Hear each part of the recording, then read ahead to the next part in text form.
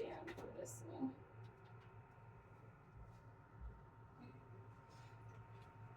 Stand. So Tess, how's that foot doing?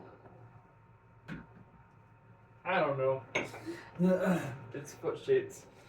Well, Seems to be about all I can ask for. I don't know. That's pretty impressive on the part of your surgeons. It wasn't foot shaped for a minute there.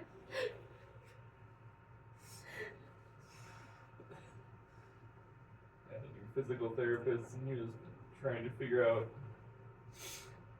what was going on with it.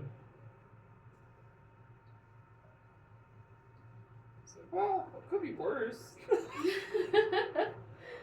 Yeah. He's not wrong. He's not wrong. You've had some really good physical therapists, but some really, really good surgeons. Yeah. Put that thing together. Yeah. And you're at what? At least 41 pins in there now?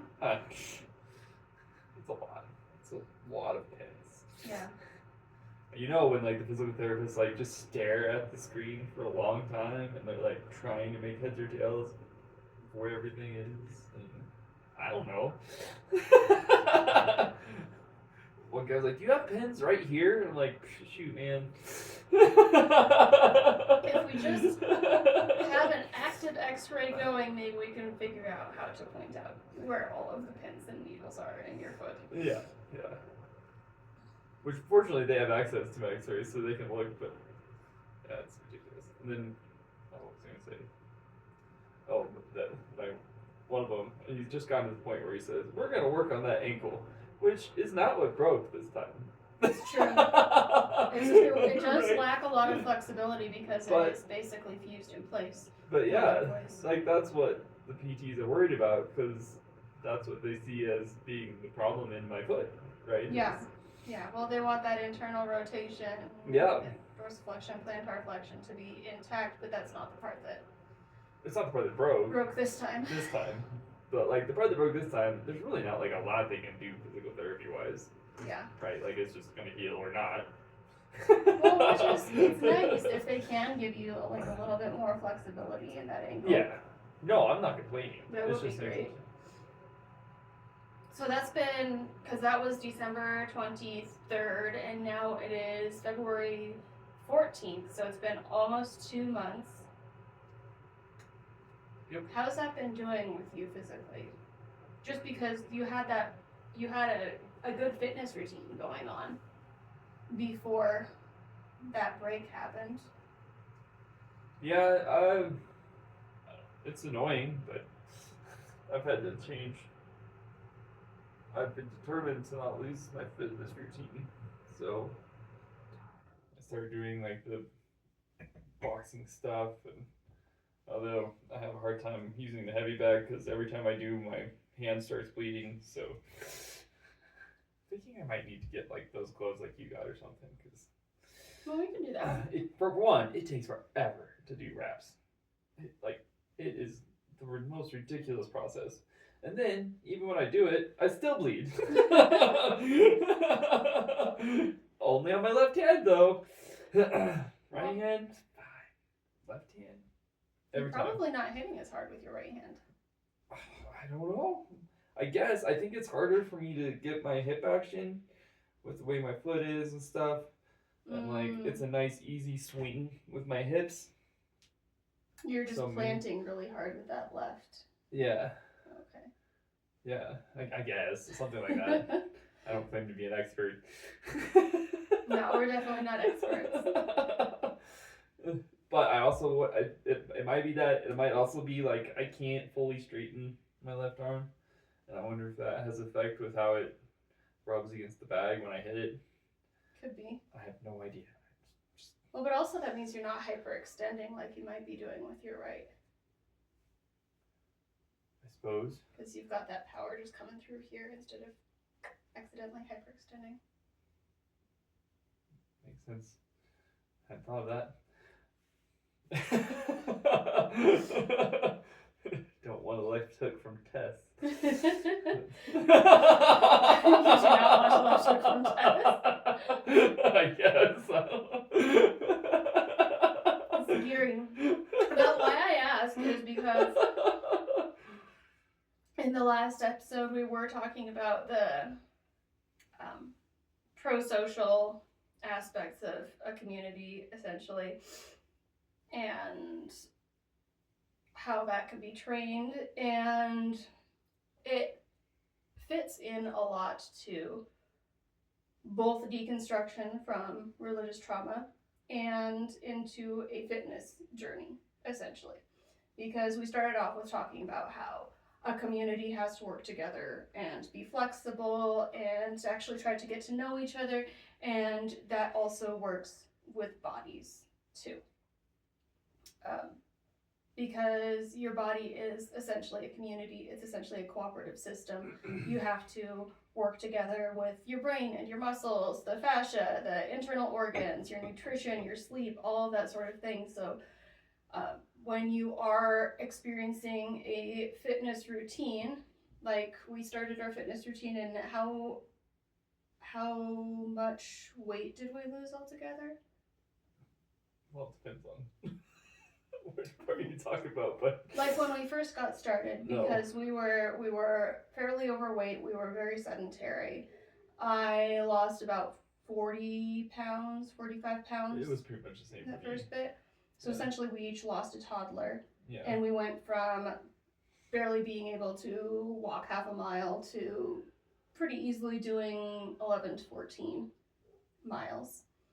And a lot of that was realizing what our bodies needed versus what we were actually giving them. So when you're thinking about the cooperation within your body, when you are starting to get into a fitness routine, you have to worry about things like overtraining at first, like getting super excited about it and doing more than your body can actually handle. You have to worry about keeping that strength sustainable, because like, yeah, you could just go to town on a heavy bag and have a lovely hour, and then if you push it too hard, you won't be able to do it for another couple weeks just because you've done too much, and now your body can't compete with itself, essentially, for all of the resources that it needs. And then one of the things that we had to fight hardest was the chronic stress. Like for me, I have that diagnosed chronic post-traumatic stress syndrome. You haven't had anything diagnosed, but you probably have a lot of the same things, and it can cause some problems when you're starting to do fitness things. Like you push yourself so hard because you have that shame drive within you that makes you want to overexert yourself and essentially sacrifice your body for being able to say that you did something. And you can dissociate during intense stress. I've never done Physical, I know. Physical or emotional stress, you can start dissociating because that's what your trauma response is doing. You don't realize how hard you're pushing it until you've gone too far. And then you can also become like super hyper vigilant during exertion. So like if I start running and I'm running hard and a person pops up out of nowhere, my body just goes absolutely berserk. Like I will start doing a 4-minute mile, and that is not comfortable for me whatsoever, just to get out of that perceived threat. And the threat seems more perceived because I have those endorphins going and I have that adrenaline going. So it can be problematic when you're starting fitness, when you do have something like chronic post-traumatic stress. It can be a problem. So you have to do a recovery-oriented training, essentially, like when you've had a major surgery, or when you're starting a routine and coming out of post-traumatic stress disorder or religious deconstruction. You have to be very, very careful with yourself to prioritize recovery as well as exertion. Yeah, that's super. I think I've how do I say this? Post this surgery, I've had to be more thoughtful about that, because it was pretty obvious right away, because I couldn't do lower body stuff. Yeah. And so every workout was upper body. Right? And your upper body just gets super tired. Like really fast, because that's all you're doing is working your upper body. And so it was quickly apparent, oh yeah, I need to work different areas of my upper body on different days so that the other areas can recover or get balanced out, right? And then also trying not to feel guilty about having rest, specifically for workout rest, like where you just some days my body just needs to rest and heal, and it's hard because you're like, no, but I'm gonna gain weight. I'm gonna I'm not working hard enough. And Olympic athletes do this all the time. And I'm not an Olympic athlete, right? And then when it came to PT, like it's super hard for me to not just be like, I'm gonna do all of these exercises every day. I tried that, but like my foot, like all of my foot hurts.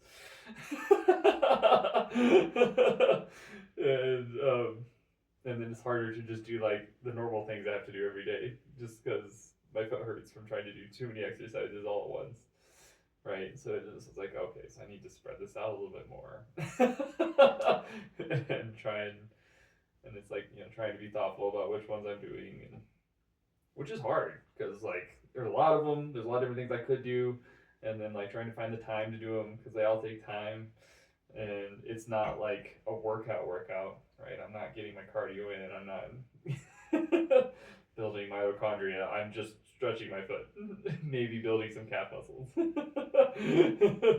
But it takes time to do that too, so it's definitely a balancing act.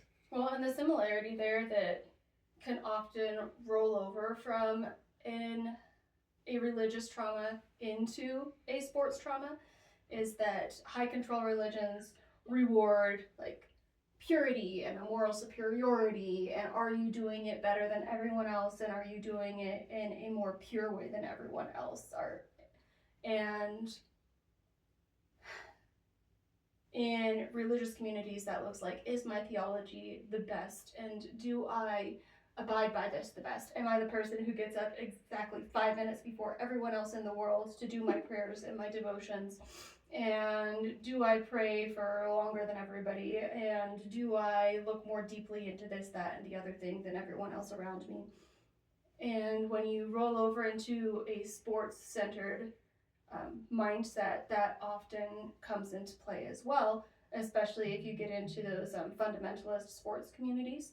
And climbing can be like that a lot.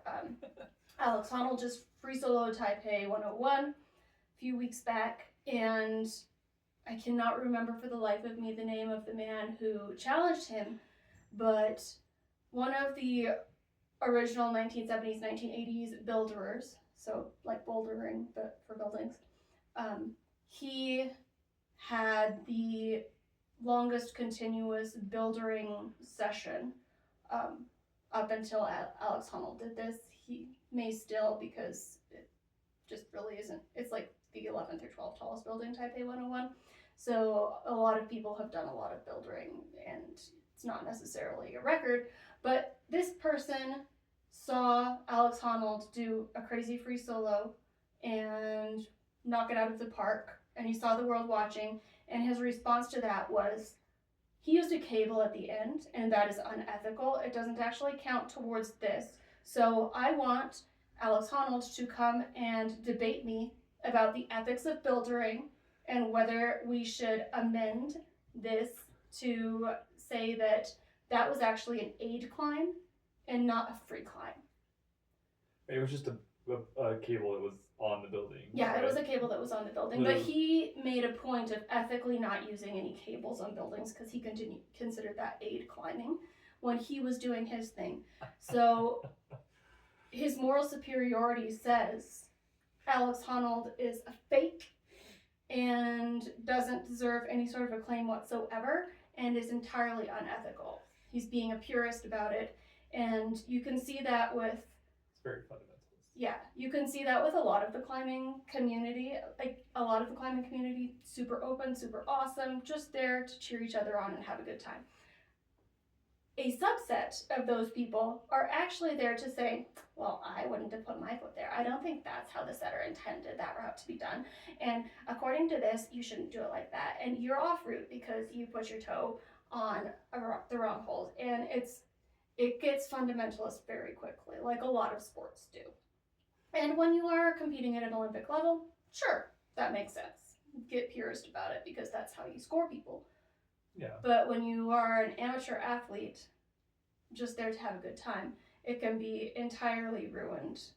The experience that should be a cooperative and community and pro-social experience of we're all here to have fun and enjoy each other and make a community can be entirely ruined by the purists who only reward moral excellence and doing things exactly the way they think it should be done.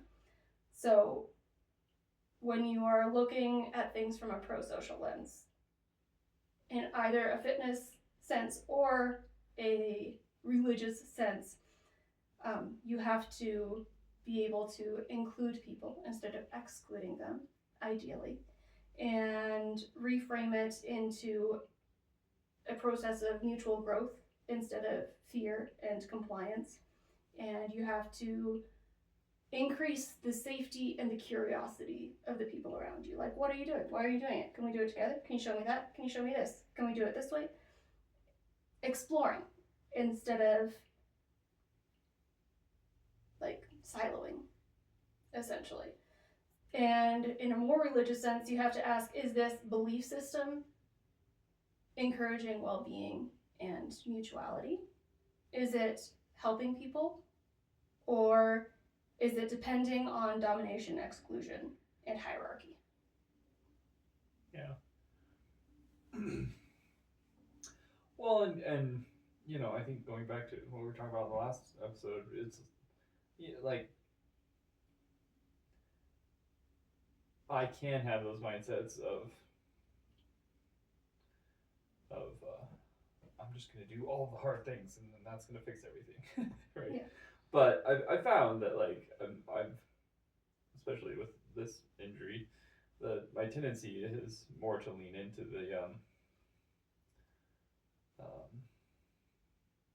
the personal boundaries thing, and because it applies to this as well. And I think if you have to start there, because if you don't, then it becomes about insecurities and making it about everybody else, right? If you can't be understanding of your own body and your own situation and your own needs and then and goals, then you're gonna make it about something, right?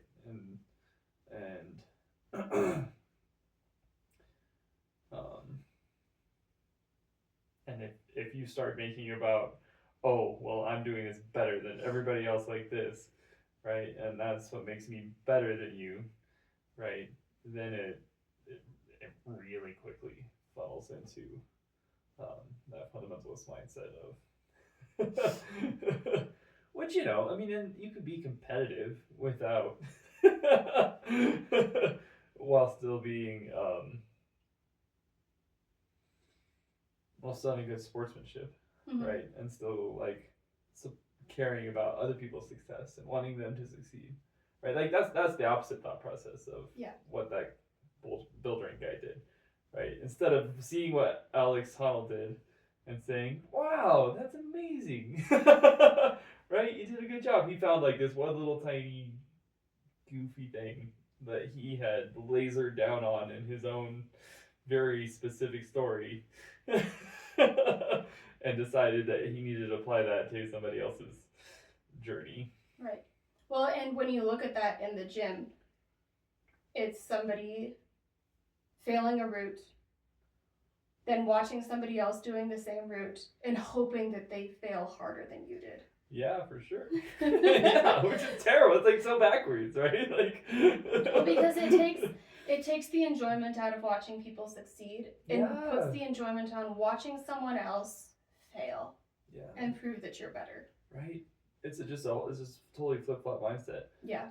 And it's a very fundamentalist mindset. Yeah. And like I don't know much about it. I haven't really looked into it very hard, but like I know in the Winter Olympics time, and I think it was the women's short program. One of the women's programs for sure. I think it was the short, and um, the one of the American women got the gold, and then like it's funny because you look at the chart, the medal chart, and it's like the American flag at top, and then there's like 4 or 5 Japanese flags below it. Just solid Japanese flags. Very impressive. That's super impressive. But the American won the gold medal, and I guess she has like this very specific celebration she does with her arms out or something like that, and so like she got her score and everybody knew she'd won, and all the Japanese women were sitting in their booth, and they all saw that, and then they were all smiling and did her pose. Yeah, That is so sweet. I know, it's so good. Oh my gosh. Yeah. Super sweet. And just jeez. And just the but that celebration of success, the community celebration right Yeah. there. The prosociality of Right. it all. They lost. Being happy for Quote, someone unquote. who did well. Yeah. Yeah. It was this beautiful thing, right? Mhm. And it, you know, they didn't have to do that. They didn't wait by a long shot, right? But and I think when we see it in sports or anything, but you know, when we see that celebration of success, we all know it's a beautiful thing, Yeah. right? And but we don't necessarily live towards it. I think like it's again we have that tendency to, you know, I'm winning at your expense is how we think of it. Yeah. Yeah. I'm the winner and everyone else are losers is how we're looking at it. Instead of we're all doing this together. Right. So your point usually, not usually, but when you're looking at it from a fundamentalist or purist mindset, often the idea is I want the medal. The idea is not what am I doing for the good of this sport and how is this going to continue after me? Yeah. And it's interesting because when you look at the phases of human development, that's a very childish mindset. Like you're supposed to go through these phases of development where you're discovering and then you're figuring it out and you're being happy and you're trying to figure out your own thing. And then ideally, you're supposed to switch into a generative point where I have gotten this and done this.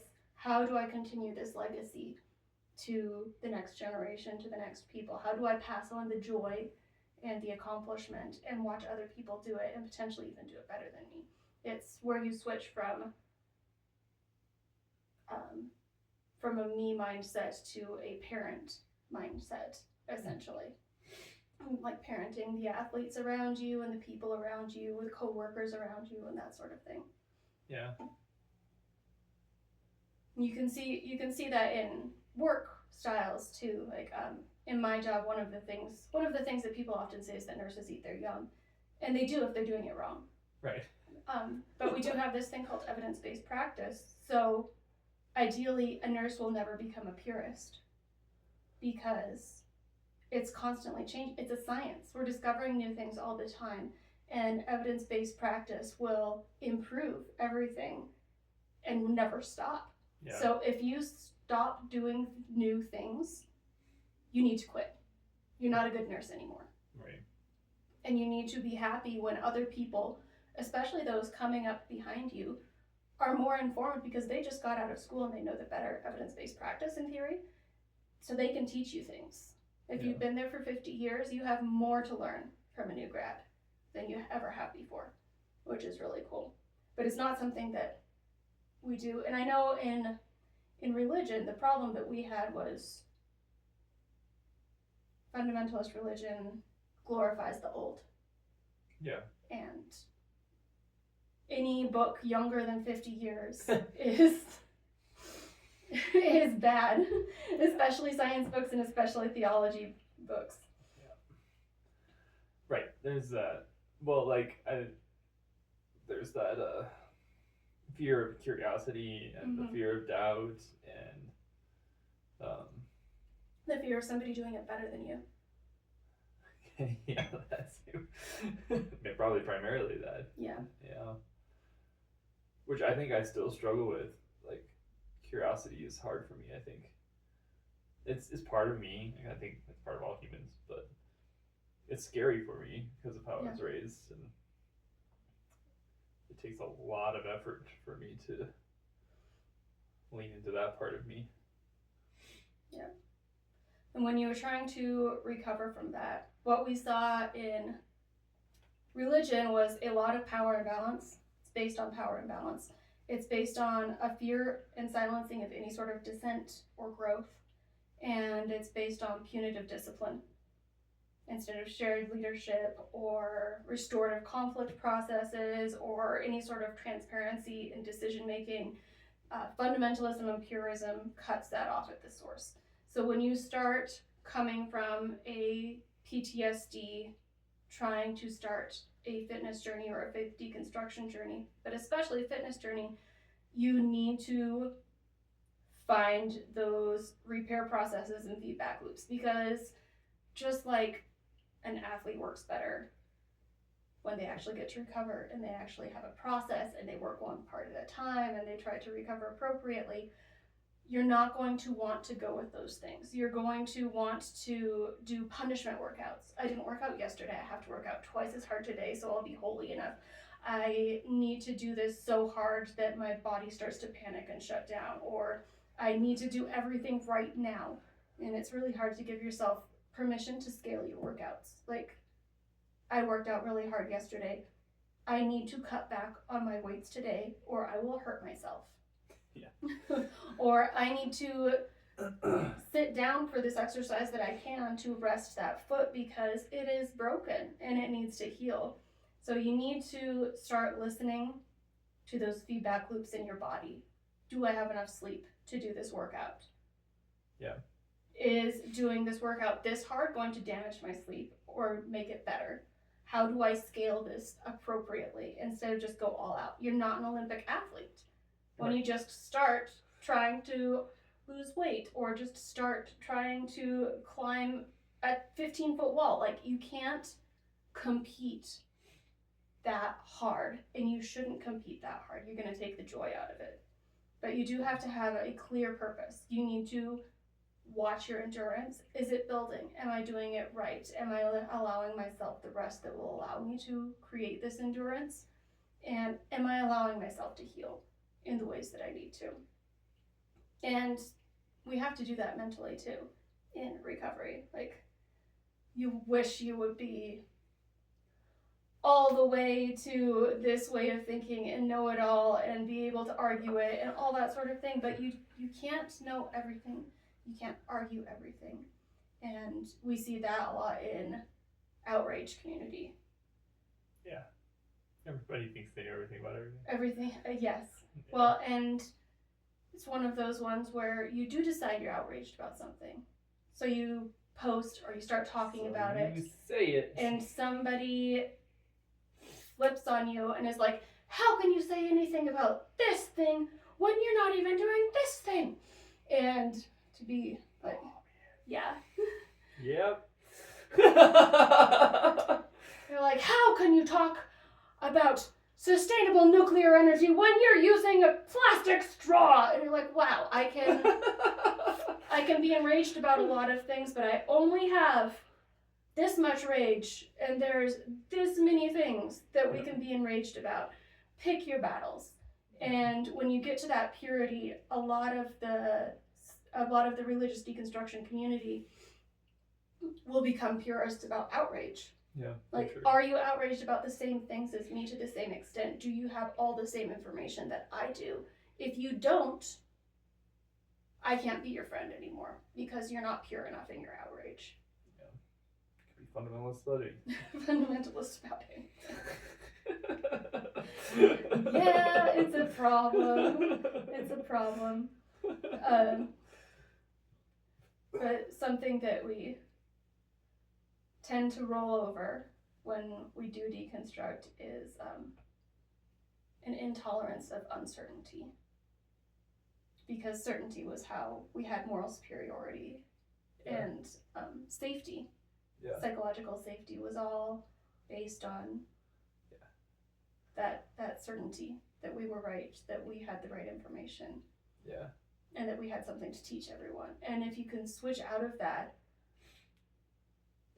you'll flip it onto something else. Yeah. Unfortunately, because that's how your psyche has learned to be safe within itself, is by being the most certain about the most things.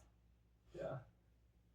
Well, and that's super hard to do because it's always scary and change is always scary. So if everything's constantly moving, constantly changing, it's a hard thing to live in, right? Just as a human, we're always kind of shooting for that homeostasis, right? Like,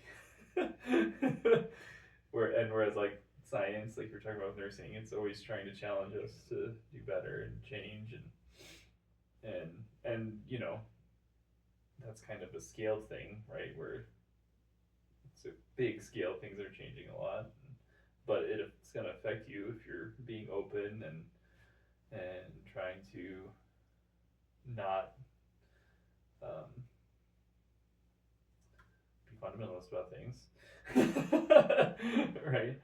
And I think, and it's a practice. Like I think change is a practice, and I had a moment of realization of that recently, where I won't get too specific for everybody's sake, but just how do I say it generally? There was a moment where I saw people going through or looking towards a change, and a lot of those people just kind of shut down. Like, it was overwhelming to them, and you know, I feel like I've been practicing this for a little while. I've gone through a lot of change in my life, and I've been very specifically, adamantly making changes for the last few years, and so I'm not saying I'm great at it. I've had some practice recently, right? Dealing with big changes, and a lot of them, and more than probably your average person who lives in Colorado Springs, for sure. Right? And so I'm going through the same thing, and I was just like, I was asking a bunch of questions and just like trying to process through, okay, this is what it looks like, what do we need to do? And I was looking around and like, am I talking too much? Because nobody's saying anything. Like, this is really weird moment, because usually, I mean, I can talk a lot, but usually in a big group, I'm not talking the most.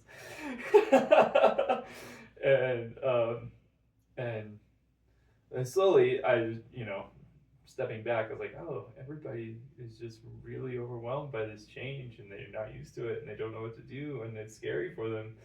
And it's challenging their ability to perform psychological flexibility. Yeah, absolutely. Stretching them out of their comfort zone. Yeah. And whereas just me with where I am in my life, you know, it feels a little bit more normal because I've been practicing that, right? I've been dealing with a lot of change. I've been through a lot of change.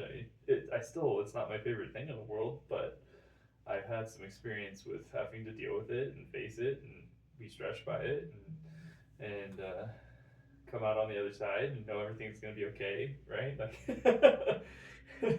you learn by going through change.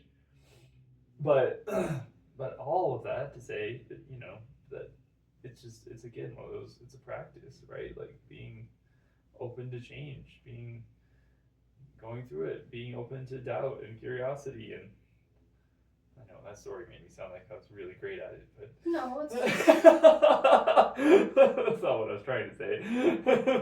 But it's not necessarily putting yourself as being great at it. It's pointing out a part where you realize that was actually a thing. Yeah, no, for sure. Yeah. And you're not going to be great at it when you start trying to be flexible or trying to do right. new things. You got to start somewhere. Well, and you have to Yeah. help encourage other people to start somewhere too. Yeah. Like I started climbing about a year and a half ago. Sounds right. About a year and a half ago. But I had gone 6 months before that. I had gone to my college climbing gym. I was like, this is something I'd really like to try. And they set me up. They put me through the whole rigmarole, told me all the safety stuff, and put me on a 5.5, and I got halfway up the wall. That's crazy. I know. I know. It currently is. It currently That's is. crazy. It currently is. But everybody knew. I had just started. That was my first time ever trying that. Yeah. And they were all proud of me for trying. For sure. And it was hilarious because I was so bad at it, and I was flat on my back every time I used the auto belay for like that whole night. Yeah. And 6 months later, I had lost some weight. I went to a different climbing gym, and I got on an auto belay. I went up my first 5.7. I came back down, and I had just met somebody before. She was a really good climber, like 5.11 easy, and those are climbing grades. Just for anybody who doesn't know, you have easier climbs start with smaller numbers, so like 5.4, 5.5, very easy. It goes up to like, I guess we can go up to 5.17 if we really want to. Yeah. A lot of gyms will only go up to like 5.14 or 5.14 tops. Yeah. Because a lot of people just can't do that. Yeah. But this person was a good climber. She knew that I was just starting, and I came down and I had used an auto belay successfully from the top of a tall wall, and I was just beaming. She's like, was that the best thing ever? Because she was happy. Yeah. For me, I Yeah. was not good at it. I'm still not good at it. You don't have to be good at it to benefit from it. Right. You don't have to be pure Right. to benefit from it. For sure. And if you are approaching things pro-socially like this woman was, you see somebody trying something new, and you can be proud of them for that. Yeah. Just like your people trying their new thing, and they're scared, but they're still doing it. For sure. It's a big deal to try something and be bad at it, Yeah, for and sure. still be willing to do it. It's hard. It's hard on us. Yeah.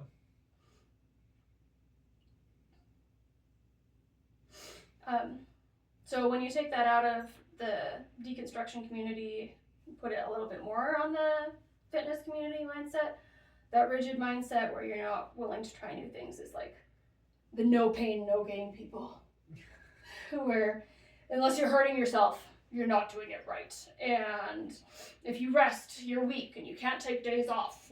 No short days, no rest days. You've got to power through and plow on because they're not allowing their mind to connect with their body and their body to be like, hey, we need rest. Yeah. And you see that in diet culture too. A moment on the lips, a lifetime on the hips, or nothing tastes as good as skinny feels. It's not pro-social towards your body. You are not giving your body the fuel it needs. You're punishing it for existing as a body. Yeah. And that exists in both. Wow, your cat's so sad right now. So sad. It exists in the fitness world, in the diet world, and in the religious world. Absolutely. Do we need to let that cat in? She's crying. Just dead. She's so sad. This is the saddest kitty in the world. Hello.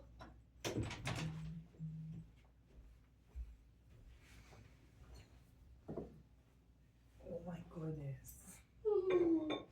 We're being pro-social towards the cat. Oh my goodness. This is what she needs, Tess.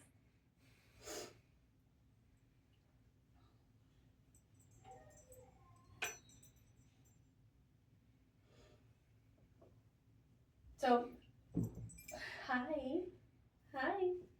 When you're leaving a high control religion or when you're in the fitness community, it can be really hard to move beyond that shame-based action. And and start choosing your own values and working on collaboration instead of purism, because so much of that is based on shame. And when we start fitness things or recovery from injury, often we can fall back into that just because our body's already so heightened. And we're back to, why should I even bother? I can't do it like I should. Or why should I even start? Why should I scale things? Why shouldn't I just get fat and die? Never move again, never run again. And I've been experiencing a lot of that with them. Because I just started running a few months ago. And then my knee flared up with a trapped nerve, and I wasn't able to refill my asthma prescription, so my lungs weren't working and my legs weren't working like they should, and my hip was strained and nothing was working. So once I start recovering from that and I feel like I could run, why would I even try? I've lost so much. I'm off the regime that I wanted to be doing. It's not even worth it. And people are going to see me out there. And I'm going to look like an idiot because I'm running and I don't know how to run, so I look stupid. Like, why should I even bother? Well, I mean, I know the feeling. Yeah. My go-to is just,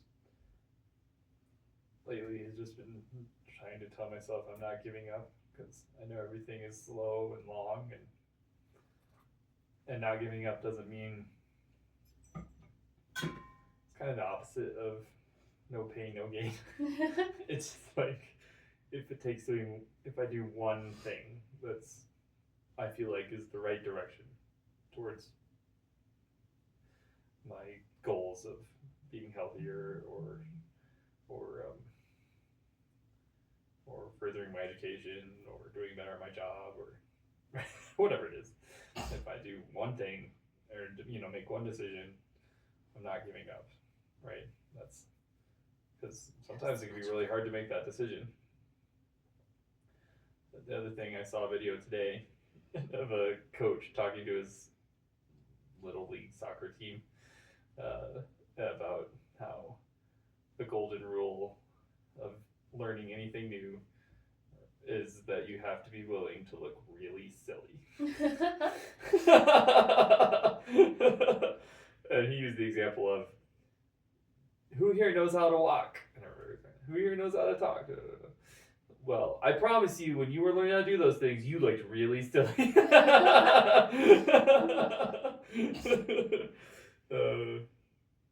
Right? Like, we're allowed to talk. We're literally saying, right? Like, it's ridiculous. And walking, right? If you went little toddlers, we literally call them toddlers because they're like, oh. Well, and we had, our first child didn't even toddle. Right. She didn't learn to walk until she was she 2 already when she finally walked? So. But no, she wouldn't even crawl. She had sensory problems with crawling. So she would scoot on her butt. Her legs were jacked because she would use her heels and slide herself around on her butt. And she never crawled. No. Never. Because she didn't like having her hands on the ground. She wanted to hold things. She would rock herself backwards and forwards until she could get her butt off the floor straight up onto her feet. Yep. And then almost inevitably face plant. Like, that kid had so many little bruises on her little cheeks. It was atrocious. And she looked really silly. Yeah. But, and that was the video I saw today. But the other, I saw something recently. It was don't be afraid to be a beginner. Mm. And which is that one's hard for me. I don't like being a beginner. I don't like learning things from scratch. Well, and it's hard. It's really hard for me. Yeah. But I have to point out, because this is kind of my whole deal, but neuroplasticity is what that is. Being a beginner is being willing to be a beginner, and practicing new things and learning new things is what makes you neuroplastic. Like, if you get into a rut, your brain stagnates, it stops growing, and you're way more likely to develop dementia and Alzheimer's. You have to keep those connections loose. You have to keep them forming new ones, doing new things with your body, with your hands, with your brain, with other people. That's what creates strong connections and new connections and flexible connections within your brain so that it can survive and thrive into old age without that, no, it's 1995 mindset to things. Yeah. Yep. Because a lot of people stalled at some point in their life. That's when they stopped learning new things because they had made it. I mean, it's Valentine's Day. We started watching the new Love is Blind Ohio last night, and one of the contestants was saying that her whole goal in life is to be the Super Bowl house. Oh, Like, that's all she wants. Yeah. She wants people to come to her house for the Super Bowl so she can make snacks. That's it. That's all she ever wants to do. Big goal. And I mean, that's a valid goal. That's great. But it's one thing. Oh, yeah. And if she gets to that point and she never does anything else, she's just happy because she's there and everything is based around one thing a year and that's your thing, her brain is going to be petrified. It's not going to be a good thing. And a lot of people got to that point because it was very highly encouraged, especially in fundamentalist cultures, that you would get to this point and you would stay there and you would never have to do anything else. Yeah. Which is very bad for you. Yeah. But being a beginner at something is reclaiming a joy in movement. Starting something new, learning something new, not being afraid of it, but being impressed by what your body can learn to do is a really big part of reclaiming that joy and building that neuroplasticity. I come to this point when I'm on hikes, because I used to be able to hike half a mile when we started this a few years ago. Now, as we said, 11 to 14 is fine. But I have this moment of realization on long hikes where I'm like, oh, I'm out in the middle of nowhere. I have no cell phone service. I have one Cliff Bar and half a liter of water. And if I were stuck here, what would I do? And then I panic for like a millisecond, and then I remember, oh, my legs are strong. Yeah. They've done this a lot of times, and they know what they're doing, and they enjoy this. This is a good place for me to be. This is a safe place for me to be. And this is a rewarding place for me to be. Look at what I've done. I got out to a place, and I can get back from that place. Yep. And that's really impressive. And that's usually at the top of the hill too, so it's only getting easier from here because I taught my body to do this, and I can teach it to do more things. Yep. No, it's a good feeling. It's a really good feeling. Yep. Teaching yourself to do new things. One of my brainstorm points on that, because it's movement becomes reclamation and strength becomes autonomy, and the other one is breath becomes sovereignty, and having that control over yourself like you have to do when you're doing an athletic event is big, but that's a really hard one for me to come to from an asthmatic and allergistic standpoint. My breath does not feel sovereign.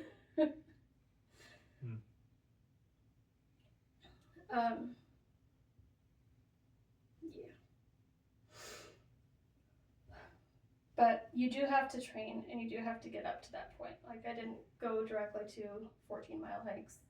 It had to start with, can I go to the end of the street? Yep. And can I come all the way back? Yep. Can I do both of those things? And can I do them regularly? And if I can do those things and do them regularly, then I could build from there. Yep. That's what I tell people. How do I start walking? Well, go to the end of the block. Come back. Yeah. That was a walk. That was a walk. Do it again tomorrow. And then when you can do more, do more. Yeah. You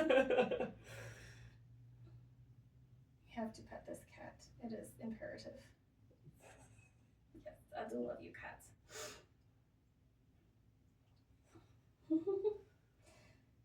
So a pro-social approach to recovery from trauma and a pro-social approach to beginning fitness or continuing fitness has to ask, since your body is a group, are you treating it like that? Are you listening to it? Are you giving it shared autonomy? Are you treating your relationships as groups? Are you checking in on people? Are you encouraging people to do these things as they encourage you? Like, what sort of culture are you setting around yourself to make this continue going? And is it safe? Because sometimes you may have to take a step back from things. I know when I end up in a subgroup at a gym that is more focused on purity and doing things correctly, not like lifting weights correctly so you don't hurt yourself, but lifting them exactly like this because this is the best way to do it, and you have to do these 5 and then that 5 and then these 5 and then that 5, and if you don't do that correctly then you're not doing it right.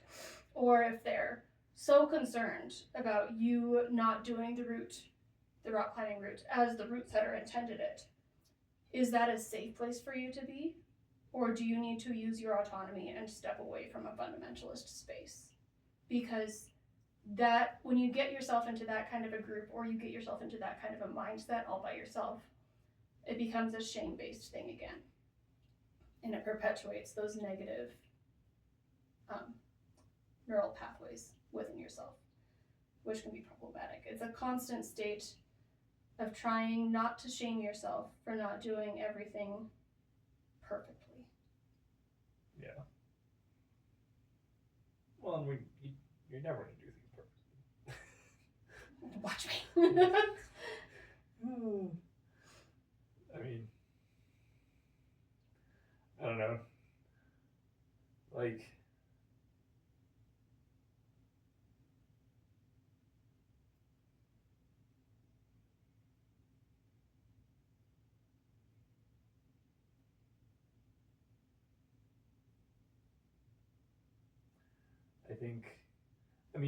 I guess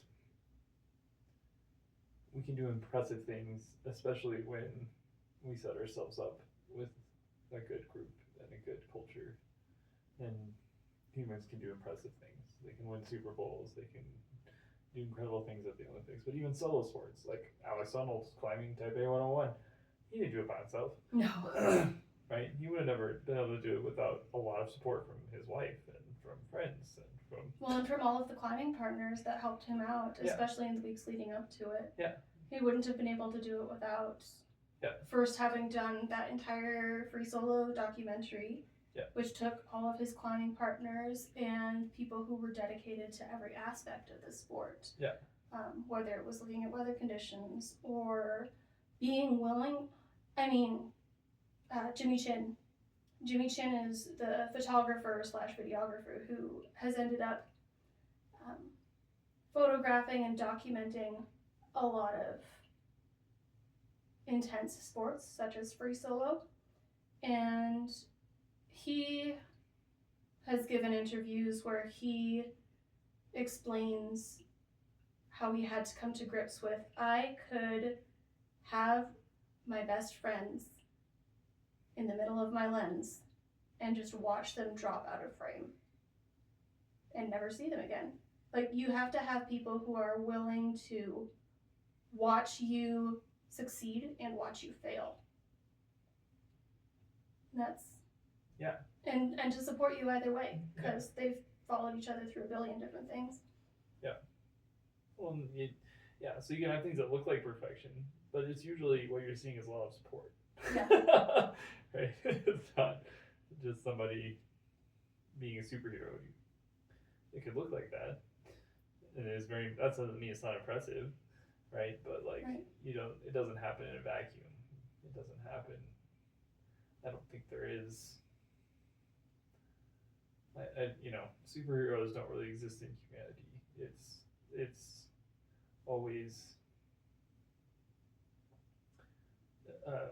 the connectedness is the human superpower, right? That's how we do things. It's how we accomplish anything.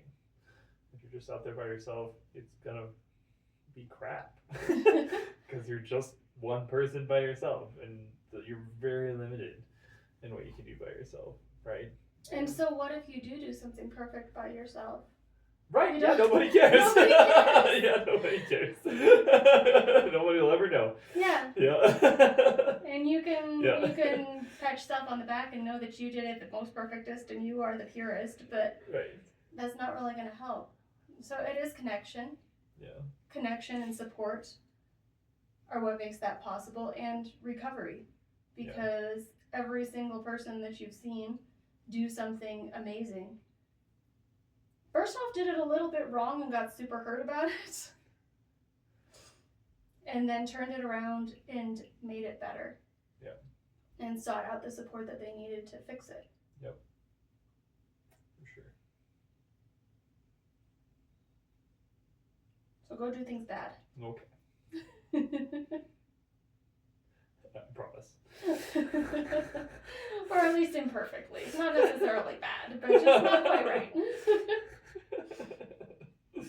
And if you find somebody who thinks they are pure, run. For sure. Run the other way.